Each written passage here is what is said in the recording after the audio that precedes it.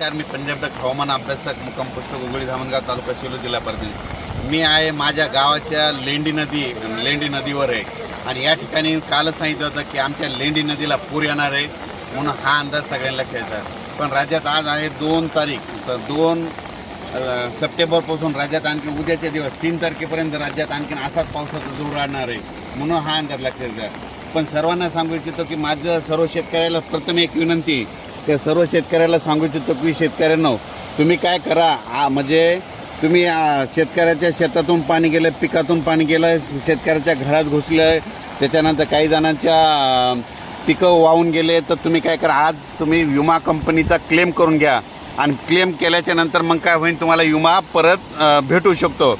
जर क्लेम करायचा असेल तर अतिवृष्टी व्हायला पाहिजे आणि अतिवृष्टीपेक्षा जवळपास एक्सेस पाऊसमध्ये 200 मिलीमीटरपेक्षा जास्त पाऊस पडलेला आहे म्हणून तुमचा विमा पात्र होऊ शकतो.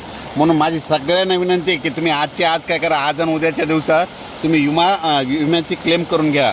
आणि त्याच्यानंतर परत एक सांगतो, पण विमा क्लेम करत असताना काय झालं, काही गावामध्ये विजेचे लाईटच्या तारा तुटल्यामुळं लाईट नाही, मग त्याच्यामुळं काय झालं, मोबाईल बंद आहेत.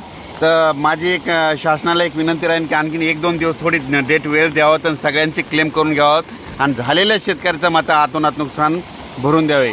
आणि परत एक सांगू इच्छितो की मी माझ्या शेतामध्ये देखील हे पाणी गेल्याच्यानंतर माझ्या जवळपास 5 एकरच्या सोयाबीनचं नुकसान झालं आहे. माझ्यात नाही तर महाराष्ट्रातल्या जवळपास लाखो शेतकऱ्याचं नुकसान झालं आहे.